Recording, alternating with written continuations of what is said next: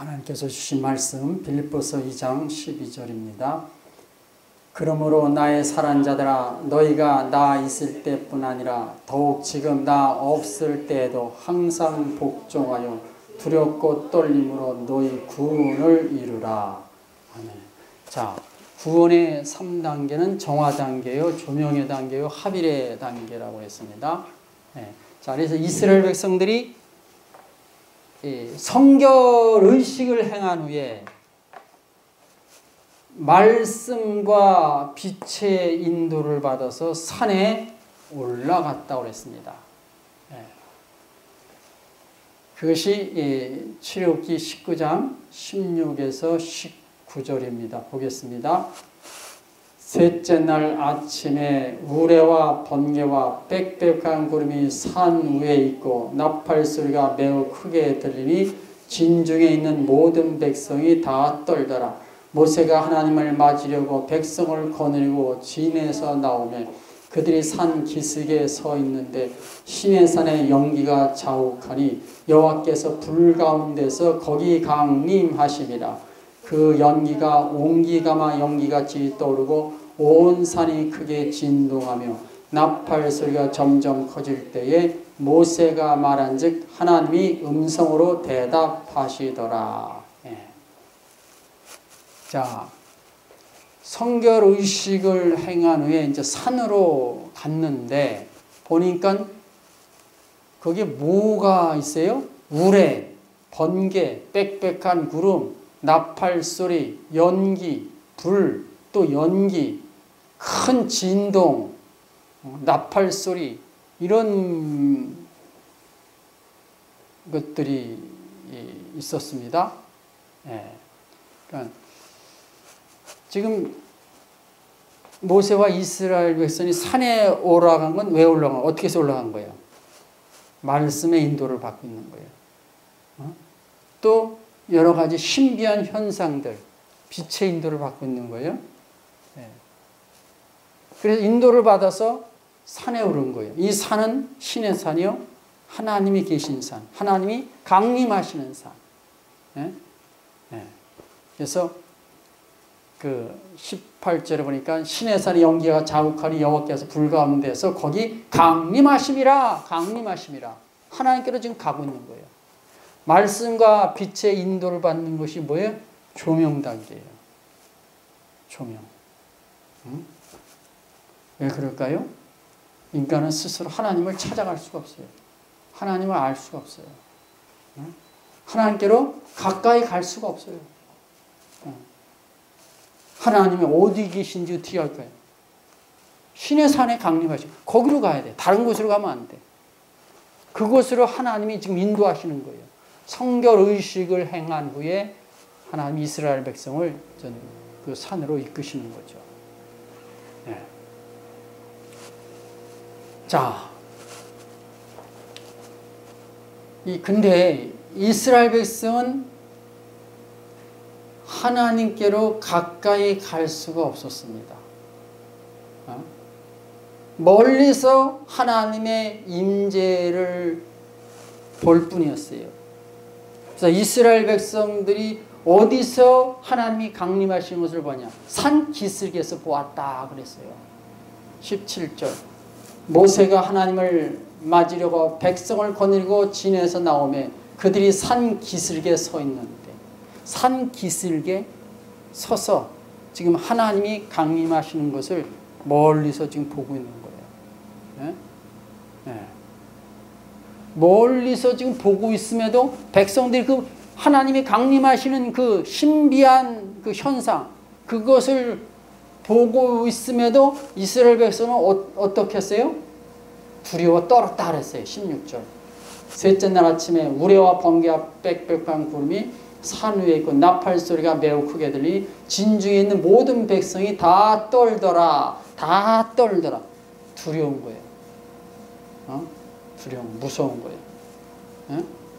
자, 성결 의식을 행했음에도 지금 하나님께로 가까이, 아주 가까이 지금 못 갔어요. 가긴 갔어요.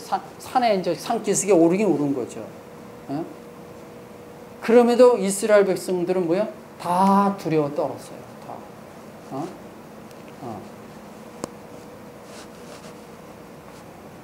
자, 여러분. 이스라엘 백성들이 성결 의식을 했지만 함부로 나대면 죽는다고 그랬어요. 오늘날 예수 믿는 사람들이, 예수 믿는 사람들이 하나님께로 가는데 이 성결 의식을 행합니까? 거룩해지려고 노력합니까? 그런 거 없이 주님께로 가면은 뭐예요? 두려워 떠는 게 정상이죠. 근데 요즘은 두려워 떨지도 않아요. 이스라엘은 두려워 떨었다는데. 하나님께로 누구라도 다 갈 수 있다. 가까이 갈 수 있다. 그 하나님을 만날 수 있다. 영접할 수 있다.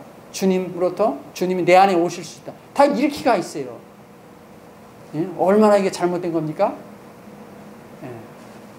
근데 모세가 하나님께로 가까이 가기 위해서 어떻게 한 거예요? 모세가 하나님께로 가까이 가기 위해서 우레, 번개, 구름, 나팔소리, 연기, 불, 큰 진동 이런 빛의 인도를 받아서 지금 하나님께로 가까이 가고 있어요.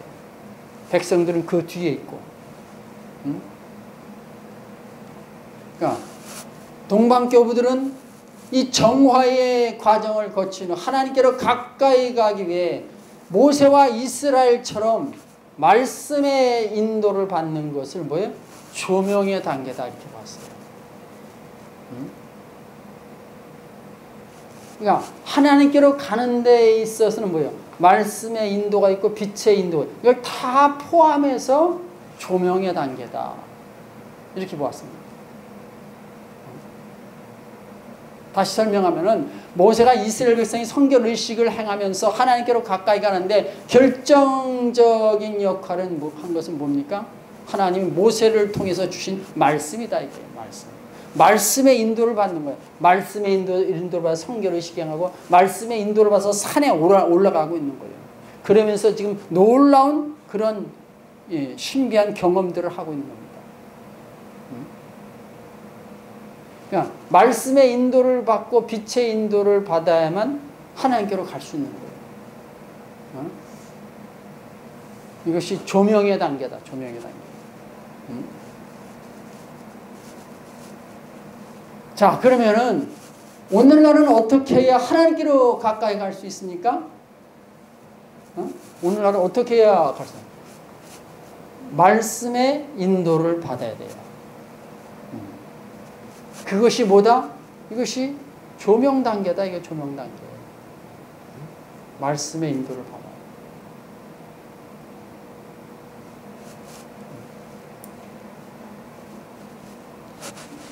그러니까 예수 믿기로 결단하고 신앙생활을 시작합니다. 그러면서 어떻게 하는 거예요? 말씀으로 자기 자신을 정화하는 거죠. 말씀으로 자기 자신을 성결하게 하는 거예요. 어떻게 해야 거룩한 백성이 될 수 있는가? 그 말씀이 다 가르쳐주고 있어요. 그러면서 이제 다시 말씀의 인도를 받는 거죠.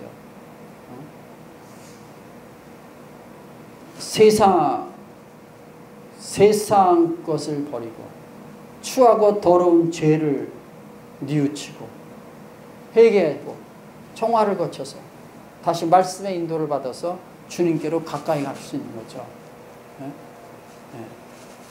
자, 그것의 결정적인 역할을 하는 것이 뭐다? 오늘날 복음이다. 이게 복음이다. 율법 시대에는 하나님이 모세를 통해서 이스라엘에게 말씀을 주셨지만 오늘날은 그리스도를 통해서 복음을 주셨습니다. 이 복음을 통해서 주님께로 갈 수 있어요. 율법을 통해서 하나님께로 가는 것보다 복음을 통해서 하나님께로 가는 것이 훨씬 더 수월합니다. 왜? 계시의 완성이 복음이기 때문에 더 하나님께로 가는 길이 선명해요. 율법 시대보다. 자, 말씀 보겠습니다. 마가복음 1장 15절. 이르시되 때가 찼고 하나님의 나라가 가까이 왔으니 회개하고 복음을 믿으라 하시더라 그랬어요. 예수님이 오셔서 처음으로 외치신 말씀이 때가 찼고 하나님의 나라가 가까웠으니 회개하고 복음을 믿으라. 회개하고 회개가 뭐예요? 정화. 그다음에 뭐예요? 복음을 믿으라. 그 복음을 믿어서 하나님께로 가는 수 있는 거죠. 이 복음이 뭐다? 우리를 조명하는 거예요. 따지고 보면. 조명. 자, 예수님이 하나님 나라와 복음을 연관시켜서 말씀하셨어요. 그럼 하나님 나라, 천국에 들어가려면 어떻게 해야 돼요? 복음을 믿어야 됩니다. 진짜 복음, 참 복음, 정통 복음을 믿어야 됩니다. 십자가 복음 믿어야 됩니다. 자, 그럼 복음이 무엇입니까? 복음을 알아야 하나님 나라에 들어갈 수 있어요.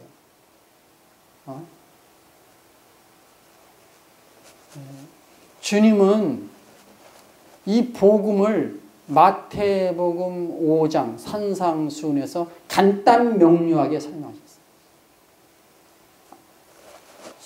지난 시간에 보았던 마음이 청결한 자가 하나님을 볼 것이며, 이 복음을 아주 그냥 간단 명료하게 설명하신 겁니다. 팔복음 그 산상수훈이 다 그렇습니다. 근데 사람들이 복음을 이해를 못해요. 복음을 이해를 못해요. 문자적인 복음은 알아요. 근데 이 복음의 진정한 의미를 잘 모릅니다. 그 왜 그럴까요? 복음이 비밀이기 때문에 그래요. 비밀. 자, 에베소서 6장 19절. 또 나를 위하여 구할 것은 내게 말씀을 주사 나로 입을 열어 복음의 비밀을 담대히 알리게 하옵소서 할 것이니. 바울이 복음을 비밀이라고 했습니다. 왜 그렇습니까? 이 복음은 이성으로 이해를 할 수 없어요. 지성으로도 알 수 없어요. 깨달을 수 없어요. 그래서 복음을 비밀이라고 한 거예요. 그러니까 인간의 지혜로는 알 수 없다. 이게 복음의 비밀이에요. 물론 문자적인 의미의 복음은 알아요. 근데 진정한 복음의 의미를 이해하기 어려워요. 왜 그래요? 비밀이기 때문이에요. 네? 네. 그러면 복음을 이해할 수 있는 방법, 복음을 이해하려면 어떻게 해야 돼요? 복음의 비밀을 알려면 어떻게 해요? 계시가 임해야 됩니다. 계시. 네? 갈라디아서 1장 11절에서 12절. 형제들아 내가 너에게 알게 하노니 내가 전한 복음은 사람의 뜻을 따라 된 것이 아니라 이는 내가 사람에게서 받은 것도 아니요 배운 것도 아니요 오직 예수 그리스도의 계시로 말미암은 것이라. 예. 바울이 전한 복음은 누구한테 배운 것이 아니라 계시로 한 것이다. 예수 그리스도의 계시로부터 온 것이다. 그렇게 말해요. 근데 대부분의 사람들이 이 말씀을 이해를 못합니다. 바울이 계시받은 것처럼 계시받은 우리가 전했던 것처럼 우리는 그 계시받은 복음을 다 안다. 이제 자꾸 이렇게 가요. 그러면 그것은 뭐예요? 비밀이 아니지. 계시받은 이렇게 전했는데 똑같이 이해를 한다? 그럼 그건 비밀이 아니에요. 문자적인 복음의 의미라는 것은 복음의 비밀을 아는 것이 아닙니다. 사람들이 이성과 지성으로 알게 된 그 복음을 자기가 알았다. 복음 알았다. 이렇게 생각해요. 그러면 뭐예요? 그건 비밀이 아니에요. 이미. 네? 네. 계시 받은 자는 복음의 비밀을 압니다. 아는 정도가 아니라 복음의 기함, 복음의 기함에 놀래요. 복음이 기합니다.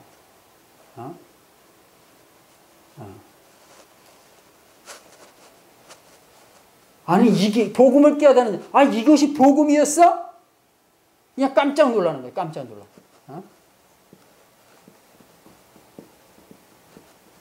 깜짝 놀라. 복음을 알고 있던 사람이 진정으로 복음의 비밀을 깨닫게 되면 깜짝 놀라요. 아, 이게 진짜 복음이었어? 이렇게 하는 거예요.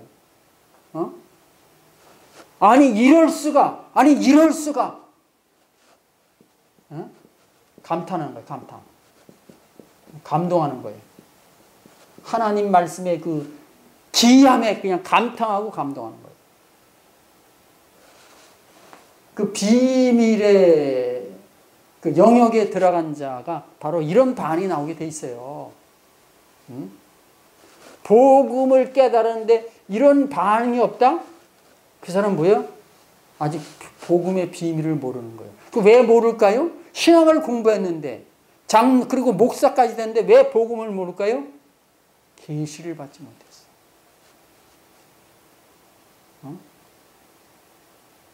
지금 동방 교부들이 이 계시받은 말씀을 전했는데 이 말씀을 지금 이해를 못하고 있잖아요. 버렸잖아요. 사람들이. 마찬가지예요. 그러면은 자, 좀 다시 좀 더 설명해서 그 복음은 이성과 지성을 초월하는 영역에 있어요. 복음의 깊이와 수준과 차원에 대해서 깜짝 놀란다 이거예요. 복음의 깊이와 수준과 차원에서. 그게 비밀이에요, 비밀. 생전에 듣도 보지도 못한 그런 복음, 그런 말씀, 그런 십자가 복음, 하나님 말씀의 기이함. 시편 기자가 그 하나님에 대해서 하나님이 하시는 자꾸 기이하다 자꾸 그렇게 말해요. 시편 119편 보면 기이하다는 소리가 많이 나옵니다. 그거 왜 그래요? 하나님의 비밀을 알았기 때문에, 깨달았기 때문에 그 말을 할 수밖에 없는 거예요. 제가 복음의 비밀을 깨닫고 나서 저도 깜짝 놀랐어요. 왜? 제가 이전에 알던 복음이 아니었기 때문에. 문자적인 복음, 인간의 지혜로 알게 된 복음, 이성과 지상으로 깨달은 복음, 그거를 붙잡고 복음이라고 그냥 전했던 거예요. 알고 보니까 그게 아니었어요. 그러니까 뭐예요? 깜짝 놀랄 수밖에 없는 거지. 감탄하고 감동이고. 근데 바울이 복음을 계시로 알았다. 그러면 바울이 깨달은 복음을 전해받은 사람들은 어떻게 해야 돼요? 그 사람도 계시가 임해야 하는 거예요. 계시를 받지 못했다? 그러면 뭐예요? 문자적인 복음, 그것만 알고 지내는 거예요. 그래서 그 사람은 어떻게 신앙생활을 하는 거예요? 종교 생활을 하는 겁니다. 종교 생활. 진리를 따르는 삶이 아니라 종교인으로 살다 가는 거예요. 그런 사람들이 거의 대부분이에요. 거의 대부분. 자, 그러면은 내가 계시를 받은 자인지 아닌지를 어떻게 알 수 있을까요? 나 복음을 안다. 이거 복음을 알아. 그러면 내가 진짜 성경이 말하는 복음의 비밀을 깨달은 자인지 아닌지를 어떻게 알 수 있겠는가? 말씀으로 조명해 보면 하는 거예요. 말씀으로 조명. 진짜 복음을 알아야 조명을 받아서 이 단계에서 그 단계로 갈 수 있는 거죠. 근데 이 말씀의 조명을 받지 못하면 앞으로 갈 수가 없어요. 그냥 종교 생활하는 거예요. 죽을 때까지. 그래서 세상 따라하는 거예요. 대다수가 그래요. 자, 데살로니가전서 1장 5절. 이는 우리 복음이 너에게 말로만 이른 것이 아니라 또한 능력과 성령과 큰 확신으로 된 것이니라. 우리가 너희 가운데서 너희를 위하여 어떤 사람이 된 것은 너희가 아는 바와 같으니라. 지금 바울이 복음을 말해요. 그 복음의 특성을 지금 강조하고 있어요. 그 복음의 특성이 뭐다? 능력이다. 성령이다. 큰 확신이다. 이 복음이 이런 가운데 증거됐다 이거예요. 그러니까 바울에게는 뭐예요? 능력과 성령과 큰 확신이 있는 것. 이것은 뭐예요? 예전에 바울 이전에 사울에게는 없었던 것. 몰랐던 것, 체험할 수 없던 것, 경험하지 못한 것, 그런 거예요.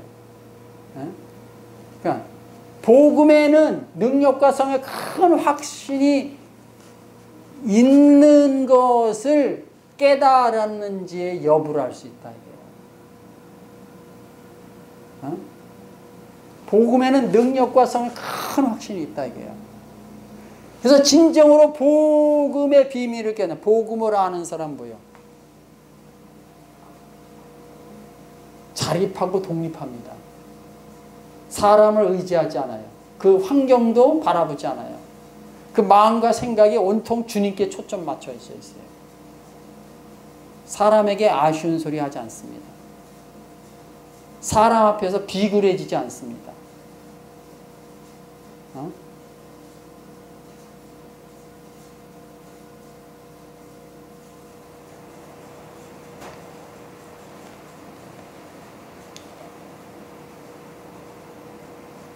근데 복음을 모르면 그 반대로 갑니다. 일반 성도고 목사고 다 그 반대로 가요. 자, 복음은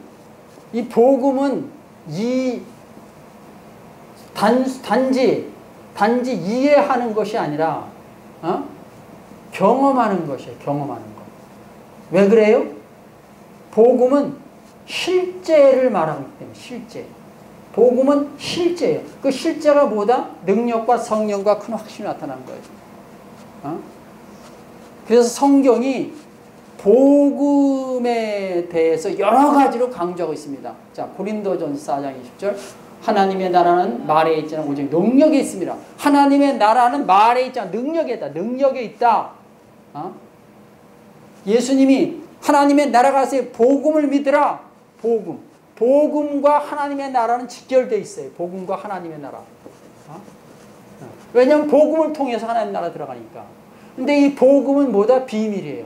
그 비밀의 영역 속에 뭐가 있다? 능력 있고 성령 있고 큰 확신이 있다.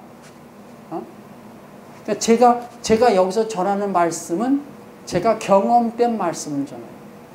실제 영역에서 제가 많이 경험한 것을 전해요. 그러니까 저에게는 뭐예요? 저에게는 항상 큰 확신이 있어요. 하나님에 대해서도 말할 때도 확신을 가지고 말하고, 말씀을 전할 때는 확신을 가지고, 복음을 전할 때 확신을 가지고, 제 삶 속에도 그냥 주님에 대한 확신 가운데 사는 거예요. 그냥 의식을 하지 않든 의식을 하지 않든 간에 저는 그렇게 드러나고 있는 거예요.